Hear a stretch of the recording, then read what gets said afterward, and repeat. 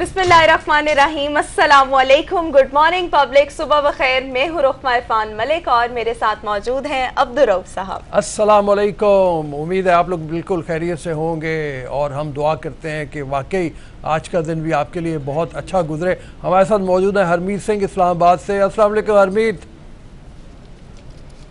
वालेकुम सलाम सर, सत श्री अकाल, गुड मॉर्निंग। कैसे हैं आप दोनों? हम दोनों बिल्कुल ठीक, खुशबाश। हम लोगों के साथ साथ अपने लिए भी उम्मीद करते हैं ना कि हमारा भी आज का दिन जो है वो अच्छा गुजरेगा। लोगों को भी तो हम मोटिवेट करते हैं ना, तो अपने लिए भी थोड़ी सी मोटिवेशन खुद ही से पैदा कर लेते हैं। बहुत मजे की चीजें आज भी इंशाल्लाह ताला। उम्मीद है कि आपको पसंद आएगा शो। मेरे ख्याल में रोमा से यही कहते हैं कि पहले चल के जरा रन डाउन की बात हो जाए, फिर उसके बाद आगे चलते हैं। स्टोरी सबसे पहले पब्लिक का डेली डोज होगा, फिर उसके बाद हम बात करेंगे पाकिस्तान के कौमी खेल हॉकी पर, जो कि तबाहाली का शिकार है। इसकी तबाहाली की वजूहात आखिर क्या हैं और फिर आखिर इसको सुधारना किसने है, इस पर आज हम बात करेंगे। Chief selector Pakistan hockey team मंजूर जूनियर हमें शो में ज्वाइन करेंगे। उसके बाद झील सैफुल्लाह है, जो कि कलाम के करीब है। बहुत खूबसूरत झील है, लेकिन जिस तरह से हम अक्सर बात करते हैं कि हुकूमत जो है वो इस तरफ तवज्जो इतनी नहीं दे रही। जो टूरिस्ट पॉइंट्स हमारे बहुत ज़बरदस्त बन सकते हैं, फिर वहाँ पर सफाई सुथराई के भी इतने कोई ख़ास इंतज़ामात नहीं है। इस हवाले से खुसूसी रिपोर्ट है और रिपोर्टर भी हमारे साथ मौजूद होंगे। इस झील के बारे में मज़ीद जानेंगे।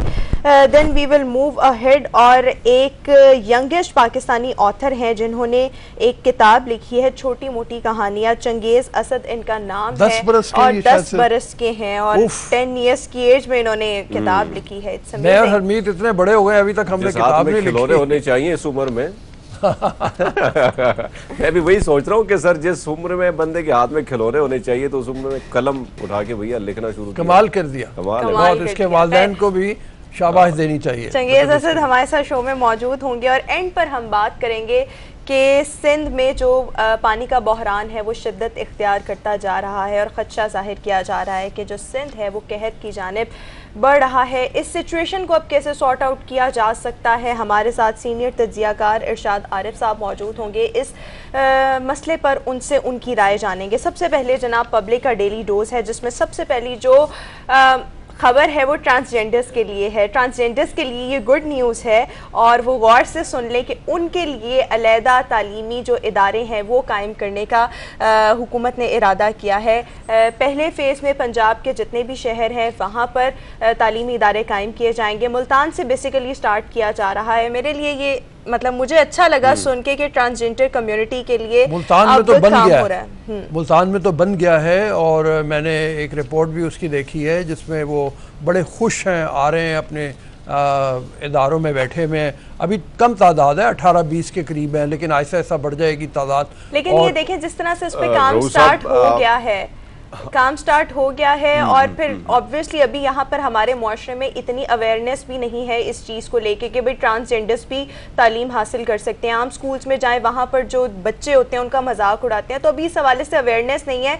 लेकिन ये इनिशिएटिव लिया जा चुका है, तो मेरे ख्याल में आने वाला वक्त जो है वो रोशन होगा और ज़्यादा से ज़्यादा जो ट्रांसजेंडर्स हैं वो पढ़ाई की तरफ आएंगे। इसमें सबसे अच्छी बात यह है कि सिर्फ पढ़ाई की बात नहीं है। सबसे बड़ी खुशखबरी की बात क्या है जी, मैं रोम साहब थोड़ा ऐड करना चाहूँगा कि आज की सबसे बड़ी खबर, बल्कि मैं समझता हूँ कि मैं भी इसलिए खुश हूँ कि जब मैं टीचिंग करता था कराची में तो सर मेरे एक 2 स्टूडेंट थे जो ख्वाजा सरा थे, छोटे बच्चे थे, तकरीबन 8 क्लास में वो उनको मैं पढ़ाता था।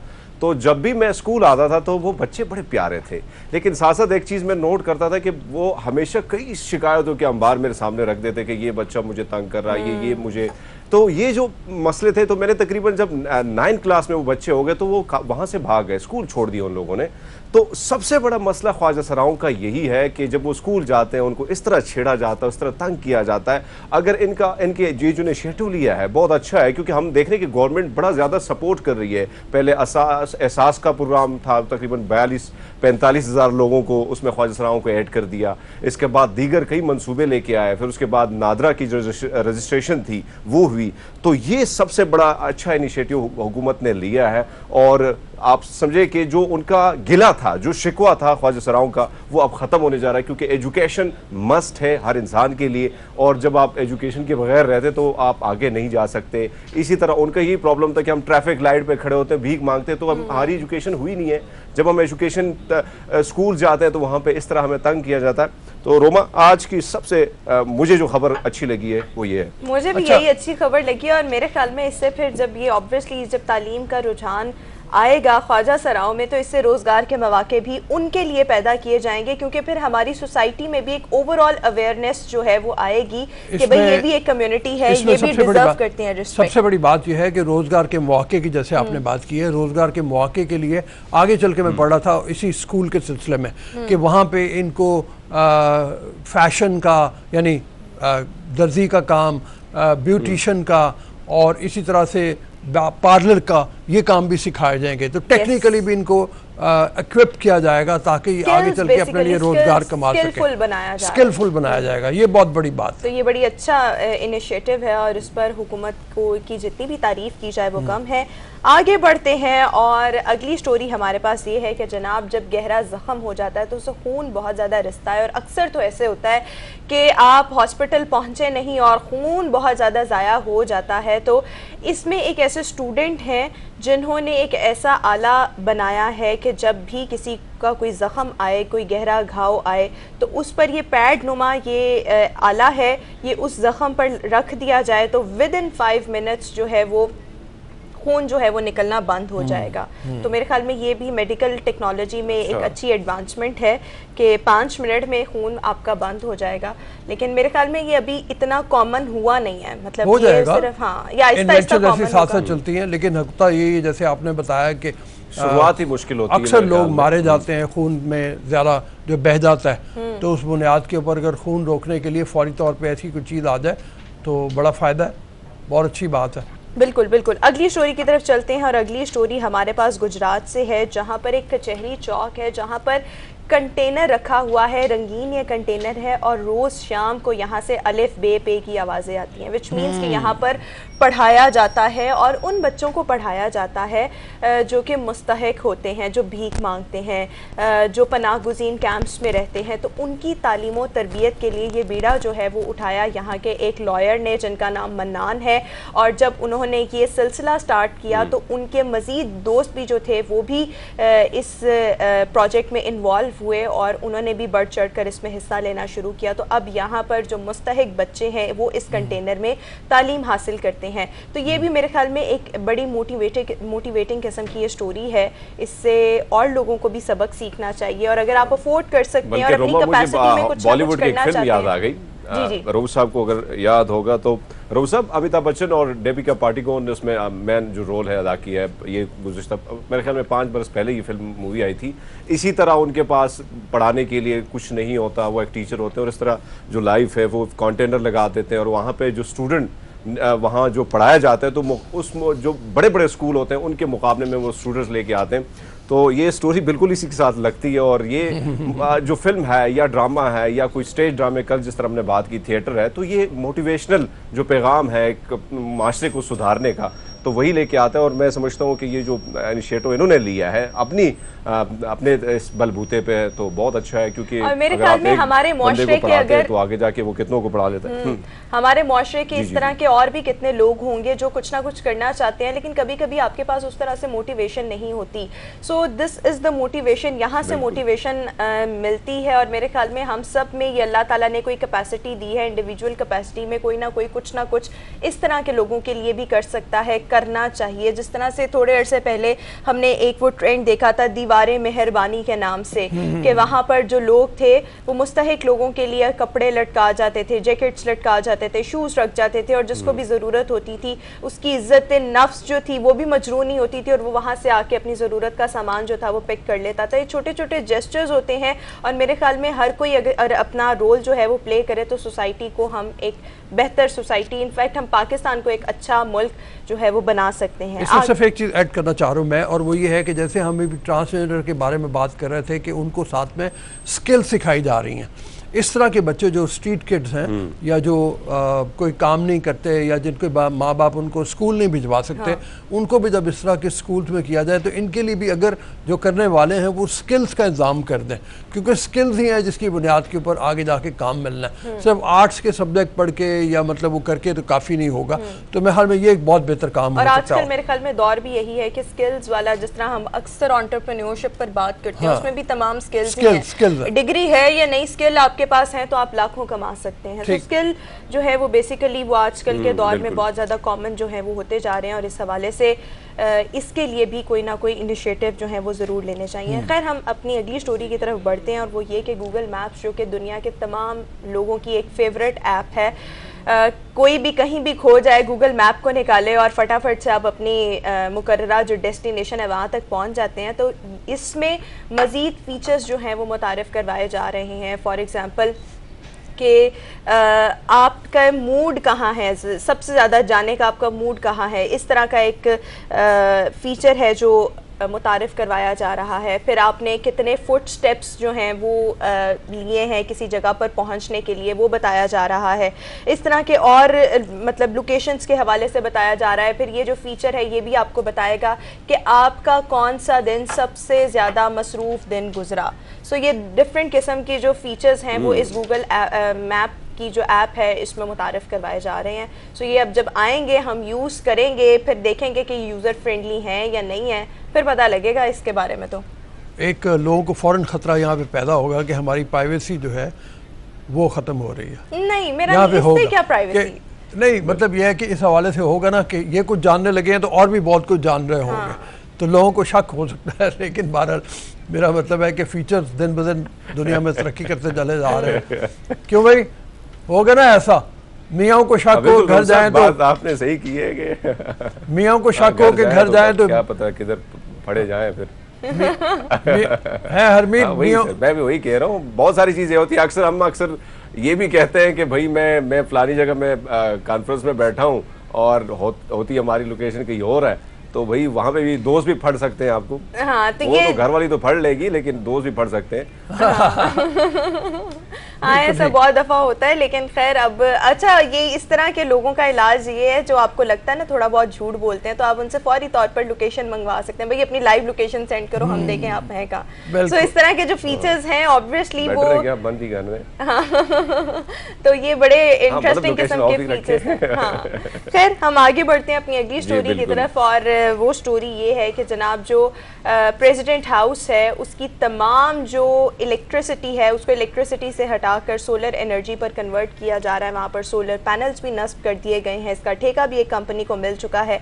तो ये भी एक अच्छी बात है। इस तरह से मतलब ऑब्वियसली प्रेसिडेंट हाउस में इतनी ज़्यादा बिजली इस्तेमाल होती है, तो अगर ये तमाम की तमाम सोलर पर कन्वर्ट हो जाएगी तो ऑब्वियसली इसका फ़ायदा होगा और बिजली की बचत भी होगी। जितने भी लोग अफोर्ड कर सकते हैं, मैंने खुद अपना घर सोलर पे किया हुआ है और मैं ये कह सकता हूँ जितने लोग भी अफोर्ड कर सकते हैं ज़रूर सोलर पे जाएं।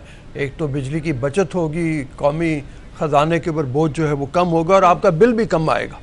आपके वैसे बिल पर कोई फ़र्क पड़ा? काफ़ी फ़र्क पड़ जाता है, तो आपका बिल जो है वो भी कम आएगा। हाँ, दिन में जो आप बिजली खर्च करेंगे। हमारे एरिया में सर एक बात मैं बताना चलूँ कि हमारे एरिया में तो लाइट मतलब बिजली का बहुत ज़्यादा बहरान है, लेकिन हमारे पूरे गांव में हमने देखा कि ये जो सोलर्स है वो लोगों ने लगाए, मेरे अपने घर में भी लगाए। तो ये फ़ायदा है कि बिजली एक तो आप अगर आती भी 1 घंटे के लिए आ जाती है पूरे 16 घंटों में, तो उसकी कोई ज़रूरत ही हमें नहीं पड़ी। और लोगों ने तकरीबन सारी चीज़ें जो है हर घर में सोलर सिस्टम आ गए, तो आपको कोई टेंशन भी नहीं कि बिजली आए बिजली गई।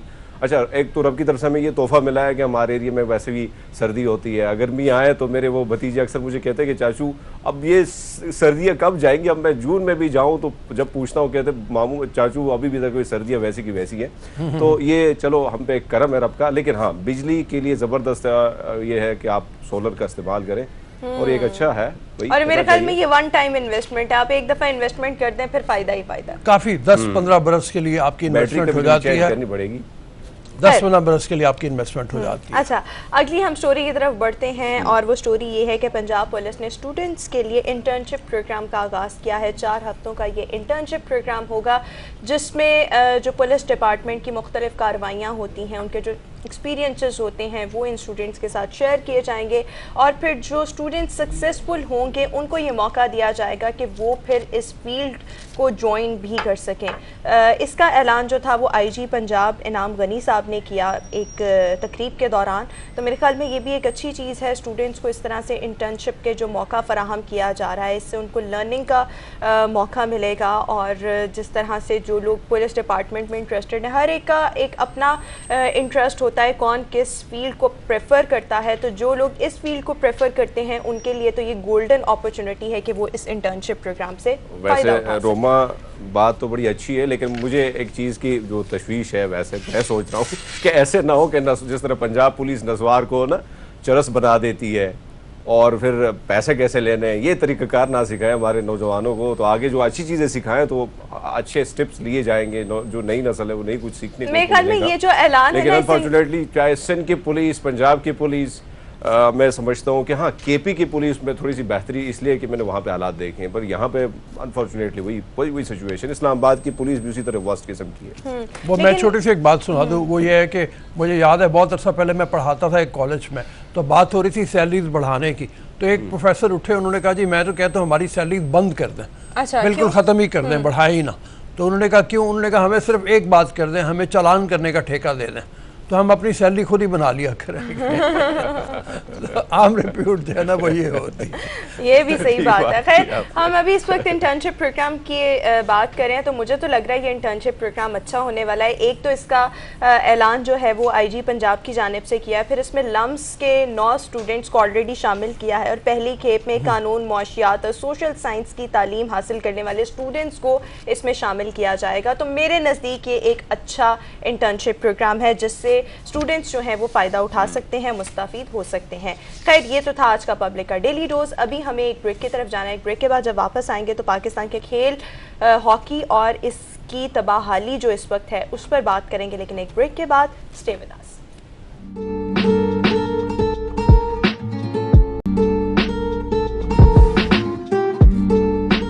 तो ये खुसूसी रिपोर्ट तो आपने मुलाहिजा कर ली है नाज़रीन। पाकिस्तान का कौमी खेल हॉकी है जो कि इस वक्त काफ़ी ज़्यादा तबाहाली का शिकार है, जिसकी मुख्तलिफ वजूहात हैं। कहीं हुकूमत इस तरफ तवज्जो नहीं दे रही, कहीं खिलाड़ियों की फ़िटनेस का मसला आ जाता है, कहीं कोचेस का मसला आ जाता है। बट एक्चुअल रीज़न्स हैं क्या? क्योंकि ये हमारा कौमी खेल है और हमने इसको बेहतर किस तरीके से करना है, आज हम इस पर बात करेंगे। शो में हमें ज्वाइन कर चुके हैं chief selector Pakistan hockey team मंजूर जूनियर साहब। मंजूर साहब, बहुत शुक्रिया, आपने गुड मॉर्निंग पब्लिक के लिए वक्त निकाला। सर, आप तो खुद भी एक चैम्पियन रहे हुए हैं, मतलब ये थोड़े से चैंपियन नहीं, बहुत ज्यादा, बहुत बड़े चैंपियन रहे हुए हैं, इतने टाइटल्स अपने नाम किए। पाकिस्तान में कोई शख्स ऐसा नहीं है हॉकी का प्लेयर जिसके पास इतने गोल्ड मेडल हों जितने इनके पास हैं। और हमें तो याद है ना, मतलब इनको हमने खेलते देखा है। ऐसे होता था जैसे पता नहीं, वो ध्यानचंद के बारे में कहते हैं कि लोग चेक किया करते थे कि गेंद के इनकी हॉकी के साथ कोई इन्होंने मकनातीस तो नहीं लगाया हुआ जो चिपक जाता है। इनका भी बिल्कुल वही पोजीशन थी कि गेंद जो है वो हॉकी के साथ चिपका होता था। तो जिन लोगों ने इनको खेलते देखा है, मैं ख्याल में वो बड़े खुश नसीब होंगे। और लोग आज भी इनके फैन हैं, मतलब जो हॉकी लवर्स हैं। खैर, मैं सवाल आपसे ये करने लगी थी कि हमारा कौमी खेल है हॉकी जो इस वक्त तबाहाली का शिकार है, आपके नज़दीक इसकी क्या रीजंस हैं? क्यों इस तरफ इतनी तवज्जो नहीं दे मतलब पा रही हुकूमत की? यहाँ पर नेग्लिजेंसी है, हमारे खिलाड़ियों का मसला है, क्या रीजंस क्या है? क्योंकि आप खुद भी एक तवील अरसे तक हॉकी खेलते रहे हैं, तो ये बेहतर आप बता सकते हैं कि मसाइल कहाँ पर हैं। सबसे पहले तो आपके टेलीविज़न चैनल का मैं शुक्रिया अदा करता हूँ कि सुबह के टाइम उन्होंने हमें याद किया है। हॉकी का जो ज़वाल है ना, इसको आप 2-3 जगहों पे लेकर आए। पहली बात यह है कि 47 से लेकर अब तक पाकिस्तान का जो सबसे गोल्डन एरा रहा है वो रहा है 75 से लेकर 84 तक। ये वो दौर था जब पाकिस्तान हॉकी ने दुनिया के अंदर अपनी बादशाही और कह लें कि सोने का ताज अपने सर पे सजाया हुआ था। उससे पहले 47 से पहले 60 का ओलंपिक गेम जीता में ब्रिगेडियर हमीदी की कप्तानी में, फिर 68 में तारिक अजीज़ साहब उनकी कप्तानी में ओलंपिक गेम जीता, आखिरी ओलंपिक गेम जो है ना वो मेरी कप्तानी में 1984 में जीता। हाँ। अच्छा, अब उसके बाद ये है कि 60 के बाद एक हमारा छोटा स्पेल आया था जिसमें 68, 70 की चैंपियंस एशियन गेम और 71 का फर्स्ट वर्ल्ड कप जो नूर खान साहब ने इंट्रोड्यूस कराया था। ये 3 टाइटल जीते। लेकिन जब 75 के बाद जो शुरू हुआ सिलसिला, तो वो सिलसिला फिर गोल्ड मेडल का रुका ही नहीं है अल्हम्दुलिल्लाह। यानी कि 77 से 78 ले लें, 76 ओलंपिक गेम मॉन्ट्रियल में हमारा ब्रॉन्ज मेडल था, 78 से गोल्ड मेडल शुरू, जो असल जो दुनिया शुरू हुई है, 78 का वर्ल्ड कप, 78 की चैंपियंस ट्रॉफी, 78 की एशियन गेम्स, फिर असंडा वर्ल्ड कप, फिर चैंपियंस ट्रॉफी, फिर Bombay world cup. Bombay world cup जो हमारा, उससे पहले हमारा जो 78 का वर्ल्ड कप होता ब्यूनस आयर्स में, इस सलाउद्दीन कैप्टन थे। फिर उसके बाद जो वर्ल्ड कप हम जीता है वो जीता है हमने फर्स्ट जूनियर वर्ल्ड कप 79 में, वो भी मेरी कप्तानी में जीता है। पाकिस्तान ने अब से 79 से लेकर अब तक सिर्फ एक जूनियर वर्ल्ड कप जीता है, वो भी मेरी कप्तानी में। और जो नेक्स्ट वर्ल्ड कप 82 का हुआ, वो इंडिया के अंदर आपको पता है कि उस वक्त गवर्नमेंट कैसी थी, हालात कैसे थे। हर आदमी ये चाह रहा था कि इंडिया की सर ज़मीन के ऊपर पाकिस्तान का कौमी परचम हवा में जाए। उस वक्त जो गवर्नमेंट थी ना, उन्होंने हमें बड़ा मोटिवेट किया था कि आप एक ऐसी कौम है, एक ऐसी चीज़ है जो वहाँ पे जा रहे हैं और उनके साथ हमारा जो ताल्लुकात कैसे हैं। सुरखरू क्या ना आपने, ये सदर पाकिस्तान कह रहे हैं और बाई नेम कह रहे हैं, समीउल्लाह, मंजूर जूनियर, कलीमुल्लाह, हसन, अख्तर रसूल। सर ये नाम देखेंगे कि नाम है, एक डिक्शनरी है पूरी सारी। इनको कि जब आप डिफाइन करेंगे ना तो वो पेज आपके कम हो जाएंगे, लेकिन ये बंदों का। लेकिन देखिए, जिस तरह से आप कह रहे हैं, तब आपने वहाँ खेलने जाना था भारत में, और उस वक्त के जो प्रेसिडेंट ऑफ पाकिस्तान थे उन्होंने बहुत ज़्यादा मोटिवेट किया, खिलाड़ी भी बहुत ज़्यादा मोटिवेट हुए। आपको क्या लगता है इस मोटिवेशन का आज फुकदान है? मतलब क्या गवर्नमेंट जो है वो मोटिवेट नहीं करी खिलाड़ियों को? नहीं, मैं थोड़ा सा ना उस तरफ आता हूँ मैं। लेकिन 84 के बाद 94 का वर्ल्ड कप जीता, 84 तक 85 तक एयर मार्शल नूर खान ब्रिगेडियर का जो कॉम्बिनेशन था, उनका ये था कि हमने अगले 5 साल क्या करना है। वो उसकी प्लानिंग को 3 साल पहले कर लेते थे। यानी कि 84 की प्लानिंग उन्होंने 78 में कर ली थी। यानी कि 79, 80 में हम अनफॉर्चुनेटली नहीं गए, वो जो हमारा एक पोलिटिकल सिनेरियो बना रहा रशिया अफगानिस्तान वाला, अदरवाइज वो टूर्नामेंट भी जाते, वो भी ओलंपिक गेम जीते हम लोग। लेकिन 79 और 80 के अंदर जब हमने पार्टिसिपेट नहीं किया, तो एयर मार्शल नूर खान और ब्रिगेडियर आतिफ और उनके जो रफाकार थे थिंक टैंक, उन्होंने उस 80 के अंदर ही प्लानिंग कर ली कि 84 के अंदर हमने क्या करना है, उसमें कौन कौन सा जो खिलाड़ी है वो हमारे साथ चल सकेगा। तो जब इस तरह की आप प्लानिंग करेंगे ना, तो फिर वो आपका रिजल्ट भी आपको पॉजिटिव आएगा। प्री प्लानिंग ये बताइए कि मतलब एक वक्त था जब कि आपने बात की, आपने नाम भी बहुत सारे ले लिए, कलीमुल्लाह, समीउल्लाह, अभी तक लोगों को याद है। यानी हकीकत ये है कि मजाक भी जब होता है ना सियासी भी, तो वो कहते हैं कि जी ये कलीमुल्लाह समीउल्लाह खेल रहे हैं, आपस में पास दिए जा रहे हैं, मजाक में भी, मजाक की हद तक रह गया है वो। अच्छा, फिर सलाउद्दीन का आपने नाम लिया, अख्तर रसूल का नाम है, बेशुमार प्लेयर हैं, शहनाज है, मतलब जिनके नाम अब लोग, मंजूर सीनियर हैं, सारे लोग ये मौजूद थे, मुनव्वर कराची वाले, क्या बात है, कितना अच्छा फुल बैक था मतलब वो। तो ये सारे प्लेयर थे। अब उस लेवल का प्लेयर नहीं रहा, या मतलब क्योंकि एक तो ये हुआ ना कि एस्ट्रोटर्फ जब आई है, खेल के कवायद और ज़वाबित बदल गए, रूल्स तब्दील हो गए, या वो ज़्यादा सूट करते हैं यूरोपियंस को, और उसकी बुनियाद के ऊपर उन्होंने तब्दीली की, और हम उसके मुताबिक उतने फिज़िकली फिट नहीं है शायद। क्या हो गया? आपकी बात के अंदर ना बड़ी 2-3 चीज़ों में बड़ा वजन है।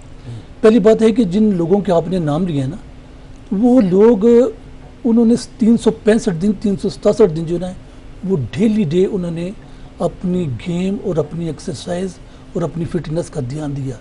डिस्पाइट द फैक्ट कि अगर कुछ इवेंट नहीं है, तो अगर अपने घरों में भी हैं, तब भी उन्होंने वो जो सर्कल है ना, वो डेली डे सुबह शाम की है। अच्छा, अब सबसे बड़ा प्रॉब्लम ये है कि ये चीज़ें अब नहीं हैं। उस वक्त इन्वायरमेंट इतनी अच्छी नहीं थी, फैसिलिटी इतनी नहीं थी, लेकिन हम लोग करते थे। अब इन्वायरमेंट बड़ी अच्छी है, फैसिलिटी बहुत ज़्यादा है, लेकिन करते नहीं है। अभी मैं चेयरमैन सिलेक्शन कमेटी हूँ, तो मुझे दुख होता है फिटनेस देख के कि जो मेरी रिक्वायरमेंट है फिटनेस की हाईएस्ट लेवल के ऊपर, वो कंपटीशन में जाने के लिए नहीं है। मुझे उसके अंदर मुझे बहुत तवील मुझे एक डिस्टेंस नजर आता है उसके अंदर। उसकी वजह ये है कि एक तो ये है कि पाकिस्तान के अंदर हॉकी जो ग्रास रूट लेवल बिल्कुल ख़त्म हो गई, बिल्कुल उसका नामो निशान ही ख़त्म हो गया। जिन स्कूल जिन जगहों पे ग्राउंड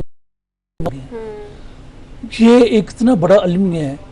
कॉलेज में यूनिवर्सिटी में आपको स्पोर्ट्स बेस के ऊपर आपकी एडमिशन होते थे, एक दो लड़के होते थे। अब उन्होंने क्या किया कि उनके अगेंस्ट उन्होंने कुछ किसी और का रख लिया, किसी और का रख लिया। एक ये रहा। दूसरी बात यह है कि जो हमारे इस वक्त मौजूदा हालात है ना, वो इतने अच्छे नहीं हैं। हमारी जो मुआशी हालत है हॉकी टीम की या हमारी हॉकी फेडरेशन की जो हालत है वो इतनी स्ट्रांग नहीं है। अभी जो हम जो कुछ कर रहे हैं ना, ये गॉड गिफ्टेड है। ये कह लें कि आपकी प्यार मोहब्बत है, मेरा है, मैं चला गया बीच में, वो चला गया, वो चला गया। जब तक आप अपनी टीमों को पूरे साल के अंदर 4 से 5 टूर बाहर के नहीं कराएंगे, एक्सपोजर नहीं देंगे, तो आपको उनकी फिटनेस का क्या पता चलेगा। मैं फिटनेस ये नहीं मांगता जी कि पाकिस्तान के अंदर आपने 20 चक्कर लगा लिए हैं या 3 घंटे सेशन कर लिए। आप जब यूरोपियन के खिलाफ खेलेंगे, बेल्जियम के खिलाफ, हॉलैंड, ऑस्ट्रेलिया, जर्मनी, इंग्लैंड के खिलाफ, वही बात आ गई ना कि जब तक खिलाड़ियों को एक्सपोजर नहीं दिया जाएगा तब तक उनका फिटनेस का पता इसमें बहुत बड़ा फुकदान है। ठीक है, अभी मंजूर साहब हमें एक ब्रेक की तरफ जाना है। ब्रेक के बाद जब वापस आएंगे तो हरमीत से भी सवाल लेंगे। मंजूर साहब हमें शो में ही ज्वाइन किए हुए होंगे। एक ब्रेक के बाद वापस आएंगे। Good morning public.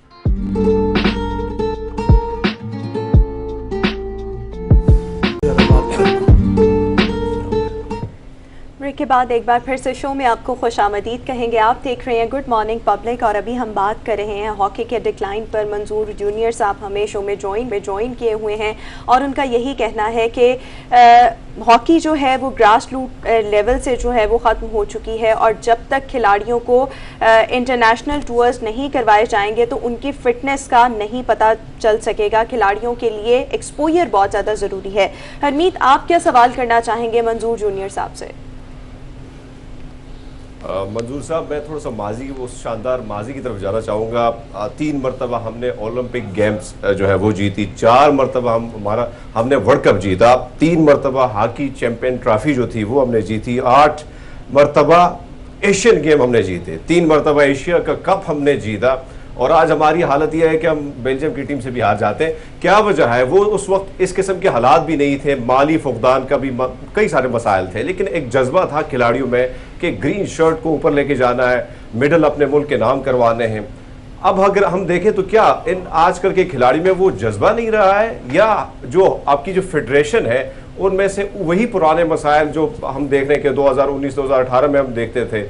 मुझे याद है कि फहमीदा मिर्जा साहब इधर स्पोर्ट्स कम्प्लेक्स में थी और मैंने उस पर सवाल किया था कि हॉकी किस तरफ जा रही है, तो मैंने माली मसाइल का सवाल जब किया तो उन्होंने कहा कि हम 27 करोड़ रुपए दे चुके हैं, पता नहीं पैसे कहाँ जाते हैं। तो पैसों की जब बात आती है, माली मसाइल की बात आती है, तो हुकूमत की तरफ से ये दावा किया जाता है कि पैसे तो बहुत दिए जाते हैं। क्या कहेंगे आप सर? पहले तो मैं आपका शुक्रिया अदा करता हूँ जी कि आपका जो क्वेश्चन है बड़ा वैलिड है और रेलिवेंट भी है।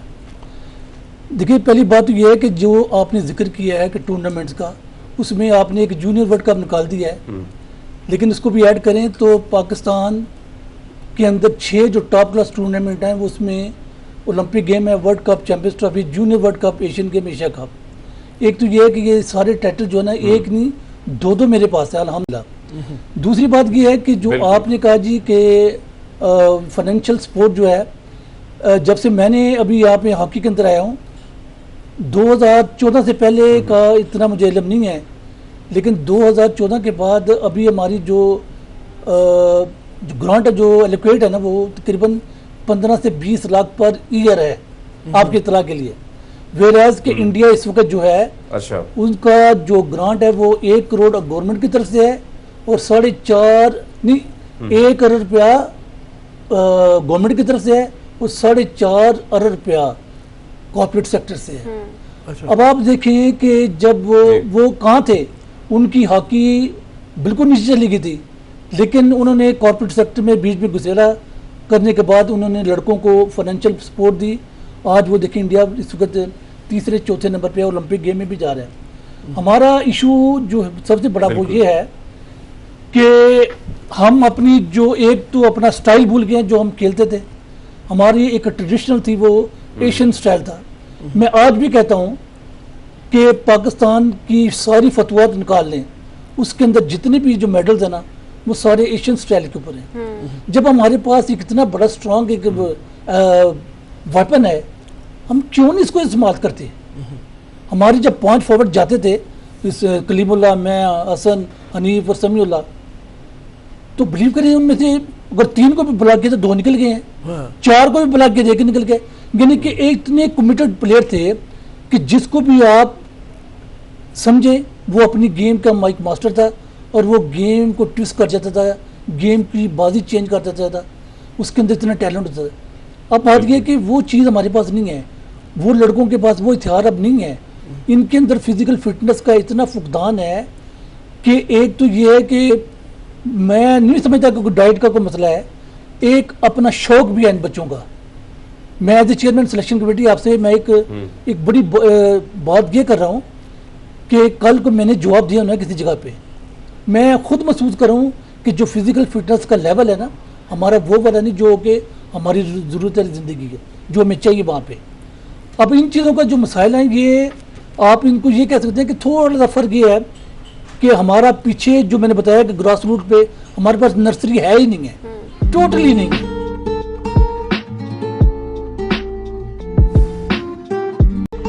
ब्रेक के बाद एक बार फिर से शो में आपको खुशामदीद कहेंगे। अभी हम आपको एक नन्हे मेहमान से मिलवाने वाले हैं। 11 ईयर्स इनकी एज है, but when he was 10 years old तो तब इन्होंने एक किताब लिखी थी और ये पाकिस्तान के यंगेस्ट ऑथर हैं। किताब का इनका नाम है छोटी मोटी कहानियाँ। और इंग्लिश और उर्दू दोनों बहुत अच्छी बोलते हैं, लेकिन इन्होंने प्रेफर ये किया कि ये उर्दू में किताब लिखें। इसके साथ साथ इनकी और भी अचीवमेंट्स हैं। चंगेज़ असद आज हमें शो में ज्वाइन किए हुए हैं। Changez, thank you so much, welcome to good morning public.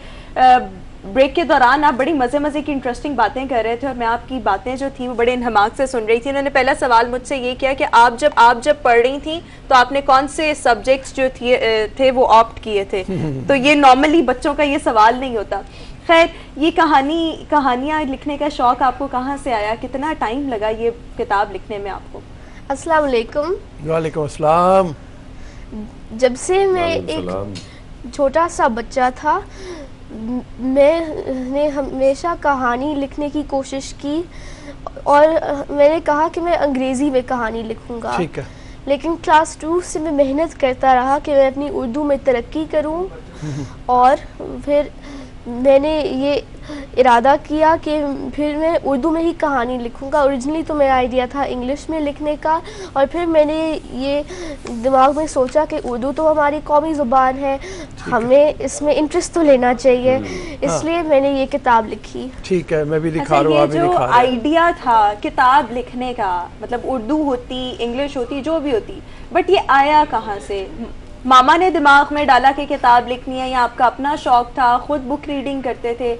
मतलब कहाँ से ये आइडिया आया? हमेशा से मम्मा मुझे इनकरेज करती थी कि रीडिंग करो।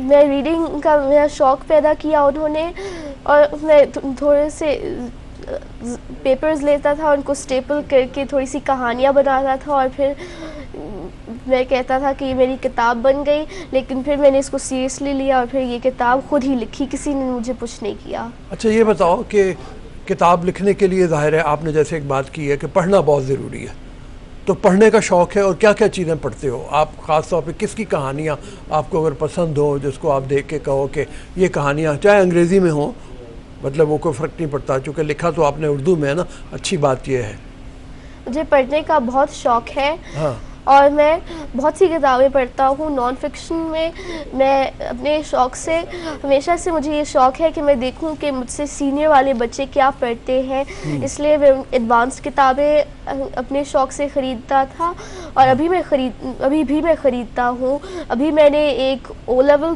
की किताब पढ़ी है इकोनॉमिक्स की, और मैं ए लेवल की लॉ की किताब पढ़ रहा हूँ।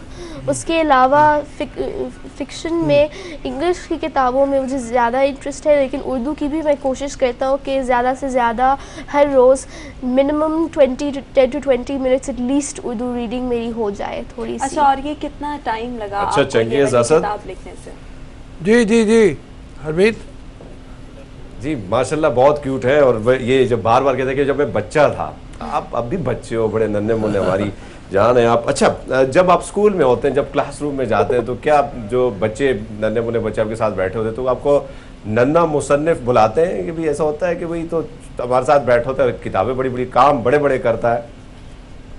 नहीं, स्कूल के बच्चे कहते हैं कि कितना अच्छी बात है आपको राइटर हो। स्कूल के बच्चे कहते हैं, वो मेरी तारीफ करते हैं, नॉट टू ब्रैग और एनीथिंग, बट बहुत ज़्यादा मुझे वो इनकरेज और अप्रिशिएट करते हैं। जो मैंने पहला इंटरव्यू अपना दिया था किताब के सिलसिले में नियो न्यूज़ पर, वो सारे मेरे दोस्त कह रहे थे ऑनलाइन क्लास में कि look Changez is on TV.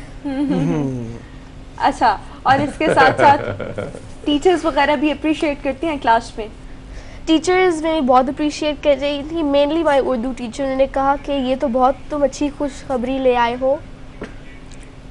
अच्छा, दिन में जब आप उठते हो, ज़रा थोड़ा सा और बच्चे भी देख रहे होंगे ना, उन बच्चों को देख के आपकी तरफ से सबक सीखें। आपकी रूटीन क्या होती है? उठ के सबसे पहले क्या करते हो, फिर कैसे दिन का आगाज़ करते हो, कितने घंटे पढ़ने पे लगाते हो, अपने स्कूल की तालीम पे कितने घंटे, अपनी दूसरी तालीम गैर निसाबी जिसे बोलते हैं, यानी इस तरह की कहानियाँ पढ़ने वगैरह पे, और फिर लिखना भी अगर है, आगे भी लिखते होगे तो वो कितना, तो अपनी रूटीन बताओ ज़रा। मैं हरदम तो किताबें नहीं पढ़ता, मेरे और भी मशगलें हैं। अच्छा, जैसे ये बड़ी अच्छी बात है। जैसे क्रिकेट, मैं खिलौनों के साथ अभी भी, मतलब कि मैं थोड़ा सा बड़ा हो गया हूँ लेकिन ये मेरा क्रेज़ ख़त्म नहीं होता है। हाँ। मुझे कार्स की कलेक्शन करना बहुत मुझे अच्छा लगता है। मैं अभी 2019 में फ़ॉरेन करेंसीज़ कलेक्ट कर रहा था कि देखो मेरे पास इस मुल्क की फ़ॉरेन करेंसीज़ हैं। अच्छा, और उसके साथ साथ मैं, अच्छा असद, जब आप किताब लिखते हैं, मेरा नाम चंगेज़ है। चंगेज़ खान बहुत बड़ा नाम है, आप भी बहुत बड़ा नाम है माशाल्लाह फ्यूचर के। तो बेटा, जब आप किताब लिखते हैं तो ज्यादा हेल्प कौन करता है, अम्मी या अबू? कोई मेरी हेल्प नहीं करता, ये मेरे ओरिजिनल ख्यालात हैं। अच्छा, खुद से करते हो मतलब आपने। अच्छा, कोई एक कहानी ज़रा थोड़ी सी सुनाओ ना, तो पता चले आपकी कहानी कैसी है। हमने चूँकि पढ़ी नहीं है अभी, ऐसी याद है कुछ के कहानी का स्ट्रक्चर क्या है? कहानी का स्ट्रक्चर मुझे बहुत याद है। हाँ। एक कहानी थी, उसका नाम था एक स्कूल के यूनिफॉर्म कोड की आप बीती। हाँ। और उसमें एक जगह से आपको nobody will ever expect this that, लेकिन ये एक बकरा है और फिर वो चिड़िया उसे कहती है कि हम तुम्हें मसाले डाल कर खा जाएंगे, ये उन्हें कहते हैं। और फिर ये जो पढ़ने वाला है उसका कोई ख्याल नहीं है कि ये एक बकरे से इतनी तवील कहानी शुरू हो जाएगी। तो फिर उसके बाद